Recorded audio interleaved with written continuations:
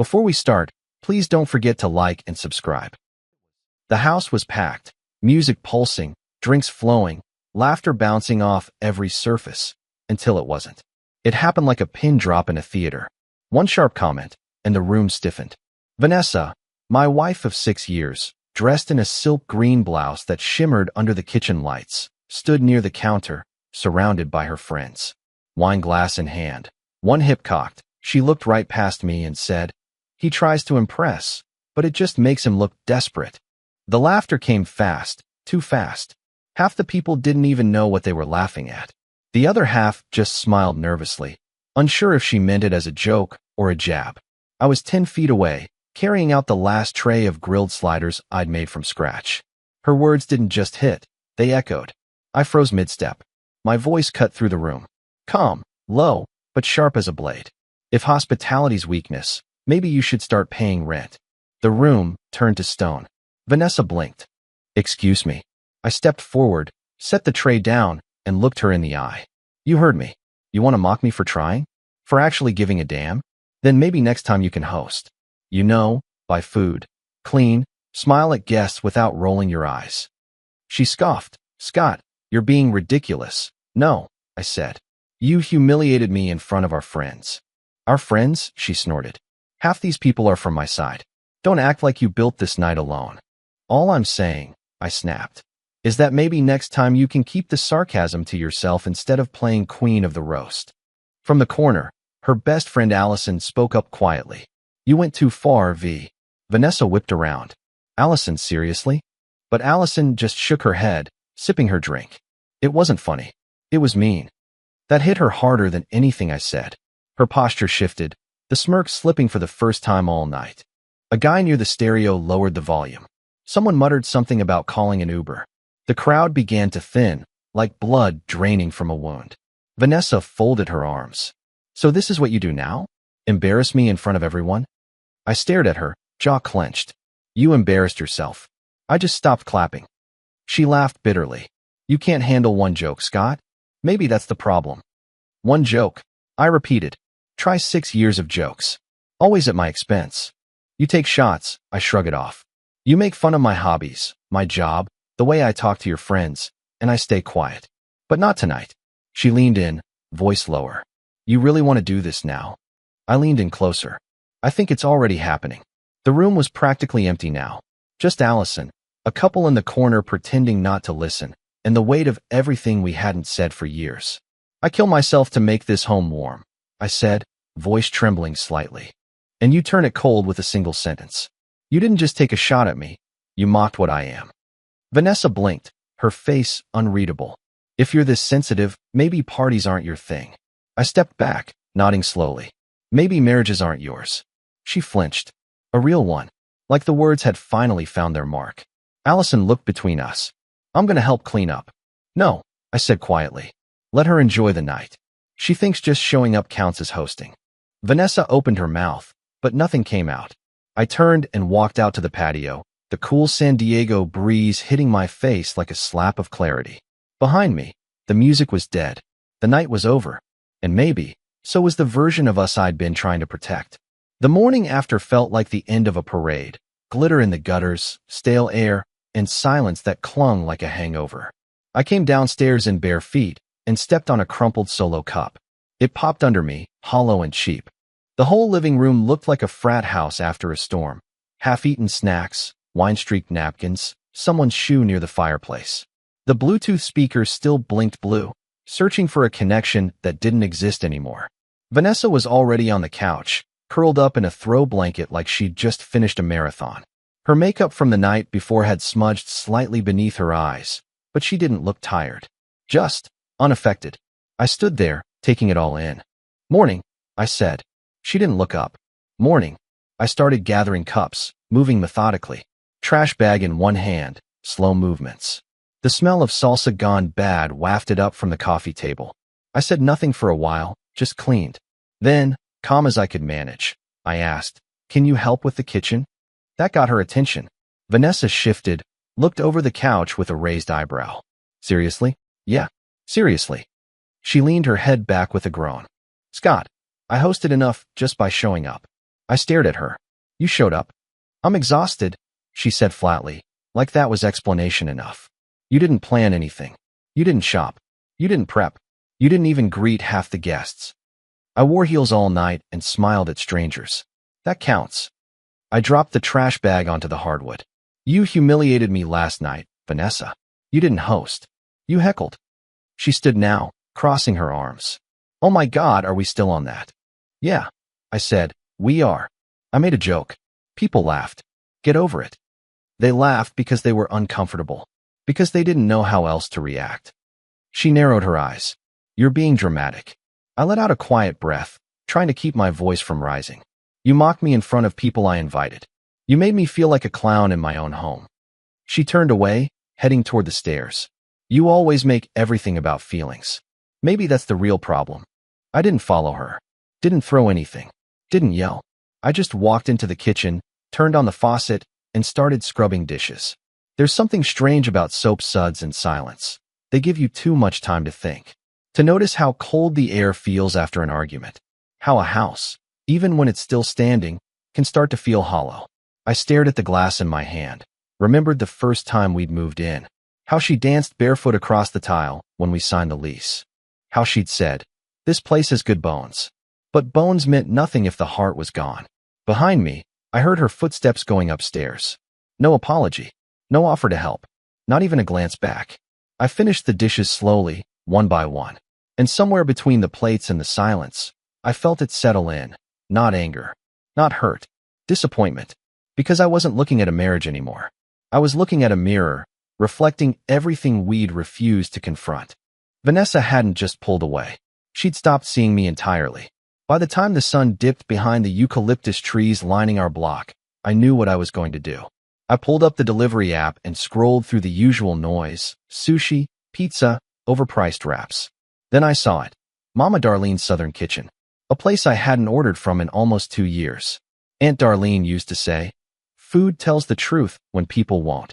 She was the one who'd taught me how to cook chicken right, not just cook it fast. Her cornbread could patch up a marriage, or at least make a man forget it was falling apart. But tonight, I didn't order for both of us. Just me. Fried chicken, mac and cheese, collard greens, cornbread, and a peach cobbler for dessert. Enough comfort to remind me of who I was before I became invisible in my own house. Vanessa walked in right as I was lighting a candle. Not for ambience. Just to cover the scent of bleach I'd used to clean the kitchen after she disappeared upstairs for hours. She paused when she saw the paper bags on the counter. Her eyes drifted toward the spread, slow and deliberate. That from Mama Darlene's? I didn't look up. Yeah.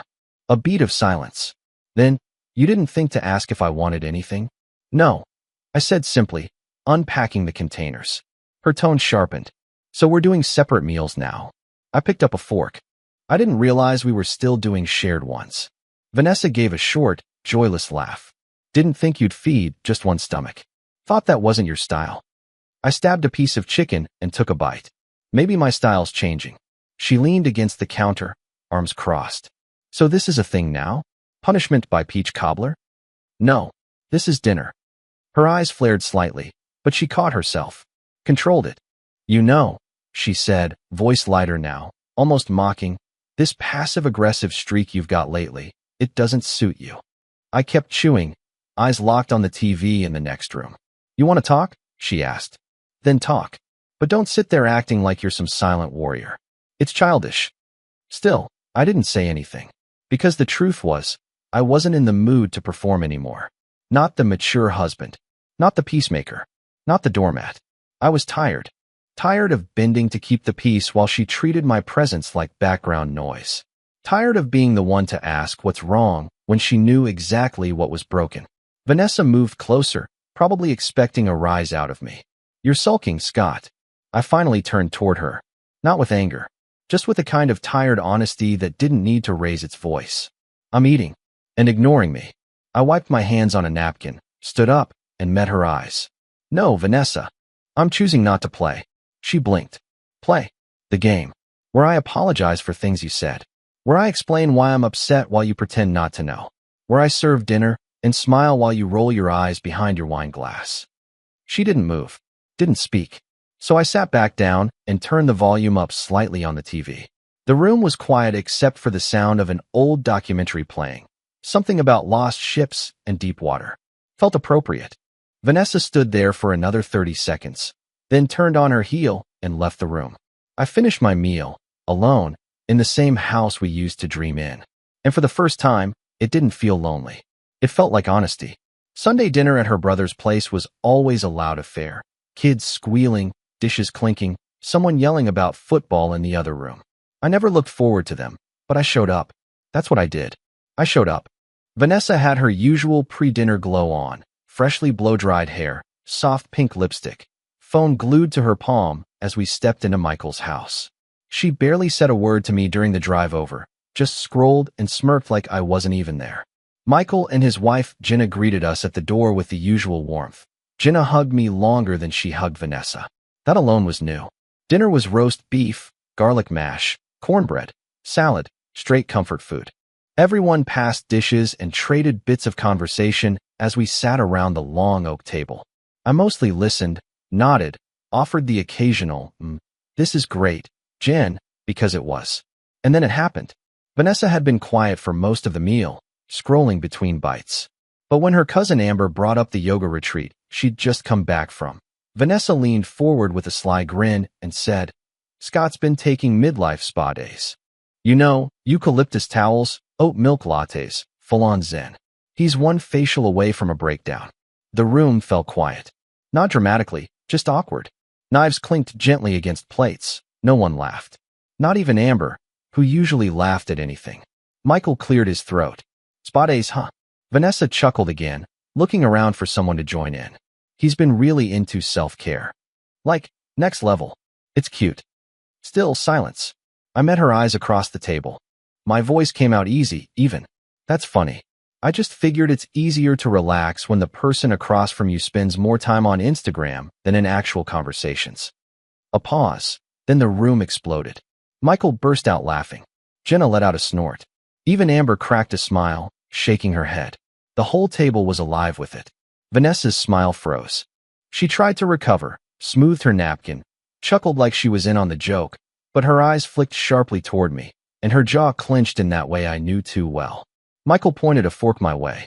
"Finally, man. Thought you lost your edge." Jenna added, "I mean, he's not wrong. Some of your selfies are dangerously close to influencer status, V." That got another round of laughs. Vanessa blinked hard, lips twitching into a brittle smile. "Guess I should be grateful he's talking at all." I leaned back, took a slow sip of my water, and smiled. Only when it matters. The conversation drifted elsewhere after that, but her body language didn't lie. She stiffened, spoke less, picked at her food. Later, while Jenna served dessert in the kitchen, she whispered, "You okay?" I nodded. "Actually, yeah, I am." That was the shift. Right there in her brother's dining room, surrounded by the people she thought would always back her. She realized she couldn't spin the story anymore. Her jokes weren't landing. And mine had weight now. Monday night was quiet. Too quiet. The kind where the TV plays, but no one's really watching. Vanessa was curled up on the couch with a throw blanket, scrolling her phone like always, her thumb flicking endlessly, eyes glazed over. I stood by the front door, jacket in one hand, wallet and keys in the other. She looked up without lifting her head. "Where are you going?" "Out with Marcus," I said, zipping up slowly. He wanted to grab a drink. Said it's been too long. That was true. Marcus had been calling for weeks, checking in, trying to drag me out of the fog. Vanessa raised an eyebrow. "On a Monday?" "Yeah. Figured I could use a night to unwind." There was a pause. Her eyes flicked down to my shoes, then back up to my face. "Where exactly are you going?" "Club downtown," I said. "Marcus knows someone who runs it. No cover tonight." She snorted, an actual snort, then sat up straighter, setting her phone on her lap. "A club?" she said, her voice rising a notch. "At your age?" I tilted my head slightly. "What's that supposed to mean?" She laughed, the kind that wasn't really laughter. More like a knife wrapped in sound. "It means you've never liked clubs. You hate crowds. You go to bed at 10. What? Now you're chasing bottle service." I stayed still, calm, just breathing through it. "I'm going," I said again. "It's not a big deal." "It's a little desperate, Scott," she said, leaning forward now. "What? Are you hoping some 22-year-old is gonna flirt with you and make you feel young again? I didn't answer. Wow, she said, voice colder now. You really think this changes anything? Still, I said nothing. Just slipped on my jacket and reached for the door. That's it, she called out behind me. No comeback. No big speech. I paused, hand on the doorknob, then looked back once. You made enough speeches for both of us, I said. Then I walked out. The hallway outside our apartment was quiet, just the buzz of an old light overhead and the low hum of city traffic beyond the windows. I felt the tension peel off my shoulders the farther I walked. But inside the apartment, I knew it without even looking, the cold was setting in. Not the kind from bad weather or cheap heating. The kind that creeps in when the warmth between two people finally flickers out. Vanessa used to fill the space with chatter, questions, sarcasm, whatever. But that night, there was only silence. The kind that echoed off every wall. And when I closed the door behind me, I didn't feel guilty. I felt free. The place wasn't what I expected. When Marcus said club, I pictured flashing lights, kids barely legal, and music loud enough to shatter my spine. But this wasn't that. Not exactly. It was one of those rooftop lounges that straddled the line between classy and chaotic, dark wooden floors, exposed bulbs strung overhead, and a view of downtown San Diego that could make you forget every bad decision you ever made. A DJ played something mellow but steady, just enough bass to keep your blood moving. Nothing too desperate. Nothing screaming for youth. Marcus was already at the bar when I arrived. He turned, grinning, and slapped me on the back. Well, look who finally crawled out of suburbia. I smirked. Figured I'd remind myself what oxygen feels like outside the apartment. He handed me a beer. You look better already. We claimed a spot near the corner, where the breeze from the open windows brushed past like a second drink. For the first time in weeks, I didn't feel heavy. My jaw wasn't clenched. My shoulders weren't tight. Just two friends, 2 beers, and no one rolling their eyes at me. It didn't take long before a group of girls came over. All confidence and laughter, the kind of energy that knows it belongs. One of them bumped Marcus with her shoulder as she passed, teasing, "You look like you belong in a boardroom, not a bar." Marcus grinned. "You say that like it's a bad thing." I stayed quiet, sipping my beer, watching the lights from the city shimmer across the windows. I didn't come here looking for anyone. Honestly, I didn't expect anyone to look back. And then she walked up, or maybe floated. I'm not sure which. Tall, with dark eyes that didn't flinch, and a voice like a dare. "You look like you're calculating the square footage of the ceiling," she said, sliding into the seat next to me. "Bad night." I turned slowly. "That obvious?" She shrugged. "That still face? It's either heartbreak or tax season." I laughed, actually laughed, and set my drink down. "Definitely not taxes," I said. "But heartbreak? That's fair." She offered her hand. "Sierra." "Scott." "Nice to meet you, Scott. You look like you needed a good conversation. Or a better drink." She flagged the bartender down with a tilt of her chin. "2 bourbons." "Neat." I raised an eyebrow. "You assume I like bourbon? I assume you need something honest." I couldn't argue with that. We clinked glasses. Hers had lipstick on the rim, bold red, unapologetic. She didn't sip delicately like someone trying to impress. She drank like she knew who she was. We started talking. About nothing. About everything. She asked what I did, and when I said I was a graphic designer, she nodded like she already knew. "People who create things always end up married to someone who breaks them," she said. I blinked at that. "Too dark?" she added with a grin. "No," I said. "Too accurate." Then she told me about herself. She worked in marketing, hated meetings, loved thunderstorms. She spoke fast, laughed with her whole chest, and didn't ask the kind of questions that required resumes. Somewhere between the second drink and the third, I realized I hadn't checked my phone once. I wasn't thinking about Vanessa or the cold apartment waiting for me. I wasn't replaying last night's argument or last week's silence. I was here, present. Sierra tilted her head at one point and asked, "What's your story?" I paused. "You really want to know?" She smiled. "Only if you want to tell it." And for the first time in a long time, I did. Not all of it. Just enough. About a marriage that felt more like a game. About jokes that stopped being funny. About a woman who used to love me, maybe, and a man who wasn't sure when that stopped. She listened. No pity, no advice. Just listened. When the night began to thin out and people trickled toward the exits, Marcus caught my eye and gave me the look. The one that said, "You good?" I nodded. Sierra stood and handed me her number. "No pressure," she said. "But you're easier to talk to than most people I've met sober." I took the slip of paper. "Thanks for not asking me to dance." She grinned. That was mercy. We said goodbye. No kiss. No promises. Just a look, the kind that lingers. I walked out into the night with the sound of her laugh still echoing faintly in my ears. The city buzzed with life, the kind I thought I'd lost interest in. But something about her voice, her calm, untamed certainty, stayed with me. I wasn't chasing youth. I wasn't chasing revenge. I was chasing what it felt like to be seen. And for a few hours tonight, I had been. If you're still listening, please tap the like button on this video. It was past midnight when I walked back through the door. The hallway light was still on. That was the first sign. The second was the silence. Not the peaceful kind, but the kind that waited. The kind that had a heartbeat of its own. Vanessa stood in the living room, arms crossed over her chest, robe tied tight, hair up like she'd been pacing. Her face was already set in that half-smirk, half-snarl expression she wore when she thought she had the upper hand. She didn't say anything at first. Just watched me set my keys on the table. I kept my coat on. Didn't feel like getting comfortable. Then she finally spoke. "So that's what you do when I'm not enough?" I met her eyes calmly. No flinching. No guilt. "It's not about enough, Vanessa. It's about mutual respect." She let out a sharp, bitter laugh. "Oh, please. Don't throw philosophy at me like you've suddenly become enlightened. You went out drinking with your little buddy and flirted with God knows who. And now you're some dignified monk?" I shrugged. I had a conversation. I laughed. I breathed. "Oh, you breathe," she said with mock awe, stepping forward. "Should I thank this mystery woman for saving your life?" "No. But you should ask yourself why I had to go out to feel like one."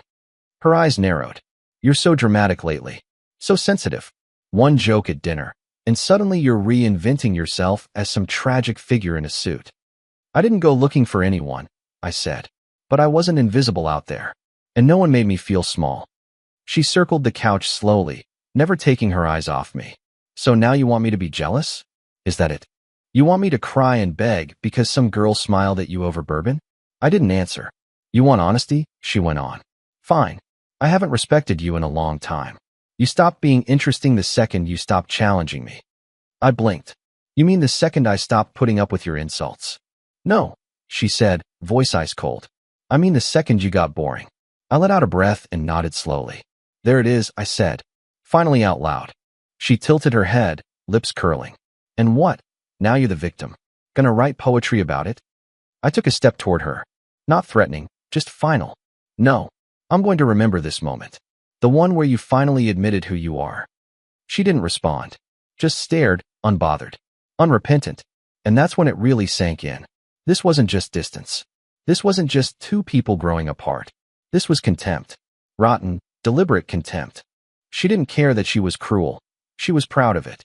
And the worst part? She wanted me to feel like I deserved it. I stepped around her, toward the hallway. She called after me. "You didn't even deny it. Whoever she is, you're just as bad." I turned back, voice calm. She listened. "You belittle. There's a difference." Then I shut the bedroom door behind me, and for the first time, I locked it. Not because I was afraid, but because I'd finally accepted what I'd been refusing to see. She wasn't just broken. She liked breaking me too. The next morning felt deceptively calm. Vanessa had already left by the time I stepped into the kitchen.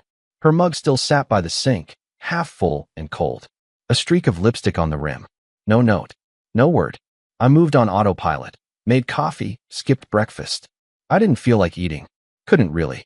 I decided to clear some space in the closet. Not out of spite, just clarity. I'd been meaning to organize my side for months. Half the shelves were filled with sweaters I hadn't worn since the first year of our marriage. The air in the bedroom was still. Quiet. But not peaceful. I pulled out a few pairs of jeans from the lower shelf, figuring I'd stack them neater. That's when I saw it. Tucked behind the pile, barely visible. A watch. Not mine. I froze, the denim slipping from my hands. It was sleek. Heavy. A gold bezel with a black leather strap. The kind of accessory you don't just misplace. The kind of accessory a man wears when he wants to be noticed. I picked it up slowly, like it might burn me. It wasn't new. I could see faint wear on the band. But it was polished, purposeful, and it sure as hell didn't belong to me. I stared at it for a long time, my pulse starting to climb, the blood draining from my face. I searched every mental file I had. Had I borrowed this from someone? Did Marcus leave it here? Was this some forgotten birthday gift? No, this wasn't mine, and it had been hidden. I set it down carefully on the dresser, as if disturbing it too much would unravel everything faster than I was ready for. The closet, the bed, the room, all of it suddenly felt staged. Like a set. Like everything I'd believed about our home had been painted over to hide the rot underneath. I didn't say anything to Vanessa when she got back that night, but I started watching. The next morning, I called my client and told them I'd be working from home this week. Told them I was nursing a stomach bug. They gave me the usual sympathy and signed off. Then I did what I never thought I'd do. I checked the door cam history. Vanessa always acted like she hated the thing, called it paranoid, said it made the apartment feel like a prison. I'd installed it anyway last year, just for peace of mind when we were away. I tapped through the footage slowly. Monday, package delivery. Tuesday, nothing. Wednesday, there it was. Timestamp, 12:42 p.m. A tall man in a dark hoodie stepped up to the door, paused, typed something on his phone. Then Vanessa opened the door, smiling. She barely glanced around. No nerves, no hesitation. Just waved him inside. My chest went tight. Thursday, same time, same guy. She let him in again. No rush, no pretense. Like he belonged there. I sat back on the edge of the bed, jaw locked, hands clenched. I hadn't confronted her. Not yet. Because now, it wasn't about catching her in a lie. It was about watching her live in it. I adjusted my schedule to stay sick the next few days. Kept the curtains drawn. Stayed silent when she left for work. And at exactly 12:41 p.m. on Friday, I watched from the small crack in the office blinds as the man appeared again, strolling toward the door like he'd done it 100 times. Vanessa had left it unlocked. She didn't even come to the door. He just walked in like it was his. I didn't make a sound. Didn't move. Didn't confront. I just sat there, letting the realization sink in slowly. A slow drip of ice water to the chest. This wasn't some emotional drift. This wasn't two people growing apart. This was betrayal with a schedule. The apartment was no longer home. It was a crime scene with good lighting. And I was done pretending it was anything less. I didn't storm out. I didn't scream.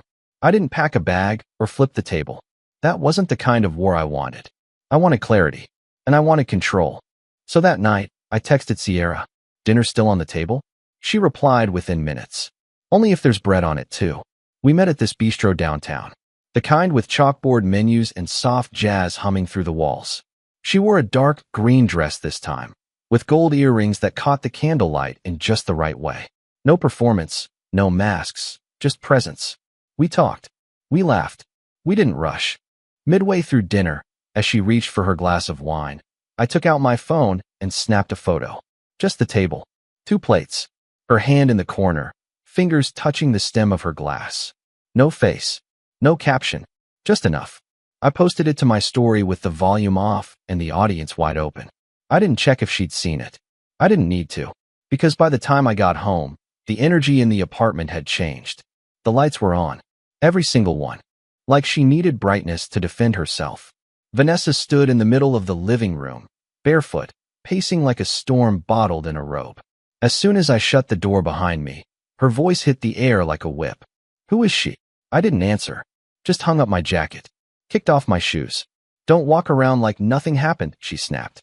You went out again? And posted it for everyone to see. I looked at her. Calm. Measured. I had dinner.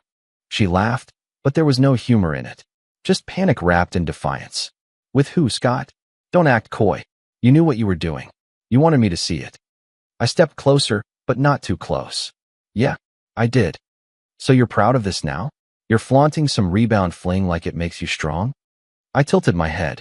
She's not a fling. That shut her up for a second. She folded her arms, but I could see her grip tightening, her throat flexing as she swallowed whatever curse she was holding back. So that's it. You cheat and act like it's growth? I looked her dead in the eye. She's who you'll be replaced with. The room fell flat. Still, like a breath before a punch. Her face, for the first time in months, cracked. Not just in anger. Not in smugness. But in shock. What? I took a step forward. I know everything, Vanessa. She didn't speak. The watch in the closet. The man walking into our home 3 times this week. The smile you saved for him. Her jaw trembled. I watched the footage. I saw how easy it was for him. How practiced you were. She tried to recover. It's not what you think. I held up my hand. Stop. Don't insult what little intelligence you think I have left. She stared at me, lips parting, then closing again like her thoughts were backing away from the cliff edge. You were distant, she whispered. You shut me out first. And you invited someone else in. She opened her mouth again. We were broken already. I cut her off. You didn't just let it fall apart. You smashed it and blamed the silence. Her shoulders sank, but she didn't cry. She didn't say sorry. Just stood there, finally stripped of every clever spin she'd rehearsed for months. I didn't scream. I didn't ask why. Because I already knew. She never wanted to fix us. She just wanted to win. And now? She'd lost. Vanessa never believed I'd actually follow through. She thought the storm would pass, that I'd cool down, come back to the negotiation table ready to talk like adults. Her words. But this wasn't a tantrum. This was clarity. And clarity moves fast. The house paperwork was already in my name before the wedding. My lawyer reminded me of that with a dry chuckle and a line I hadn't forgotten. If she walks out empty. So we filed. No drawn-out mess. No threats. She tried to stir drama in the beginning, sent long texts late at night, half confession, half performance. I didn't reply. Now here we were, 1 week before the court signed off. She stopped by the house that evening to talk logistics. That's how she phrased it in her text. I agreed only because it would be the last time. She stood in the living room like she used to own it. But now, every step she took echoed hollow off the walls. I was thinking, she began, shifting her weight from one heel to the other. Maybe we don't need to involve lawyers for the furniture. I mean, I picked most of it. You can take whatever you want, I said calmly, adjusting my watch. As long as you send a mover. Her brows lifted. Really? Really? She exhaled like that was the opening she needed. Okay. Well, what if we revisit alimony? I know your lawyer's pushing for 0, but we both know this house makes you look. I'm not staying late, I said, cutting her off. She blinked. What? I have a date. That hit her like a slap in slow motion. Her mouth opened. Nothing came out. I didn't wait for the reaction. I picked up my keys, walked right past her, and opened the door. Behind me, silence. No argument. No insult. Just her standing there, staring at the space where my loyalty used to live. And then I stepped out. This time, I didn't look back. It was a quiet Saturday morning, the kind where the world moved slow and on purpose. A gentle breeze came through the balcony door, carrying the smell of salt and distant jasmine. Sierra was still asleep, curled up in the sheets with one arm draped across my pillow. Peace had a weight to it. Light, steady, earned. I was stirring my coffee when Marcus called. He didn't even say hello. She's living in a hostel, he said, voice halfway between disbelief and amusement. I blinked. Vanessa? Yep. Shared bathroom. 2 roommates. The guy? The one she flipped your whole life for? Left her for a yoga instructor in her 20s. I leaned against the counter, sipping slowly. Figures. You don't sound surprised. I'm not. There was a pause. You want to gloat a little? I smiled. No need. Life's already doing that for me. Marcus chuckled. Guess that's what grace looks like. Guess so. After we hung up, I walked out to the balcony, phone in hand. I scrolled through photos from last weekend. Me and Sierra on a trail in Sedona, covered in red dust and laughing. She'd caught me mid-sneeze in one of them. Said it made me look authentically allergic to stress. I like that. I took another sip of coffee, watching the sun move across the tiles. There was no parade. No trumpet blast of victory. Just the steady, quiet reward of surviving something that should have broken me. She lost everything she'd gambled for. And me? I got peace. And that was the end of the story. I keep thinking about the moment Allison told Vanessa, "You went too far," right there in front of everyone. Do you think she was standing up for what's right, or just picking the safer side? Let me know in the comments. And if this story hit somewhere close to home, don't forget to like and subscribe. I've got more stories coming, and they don't hold back.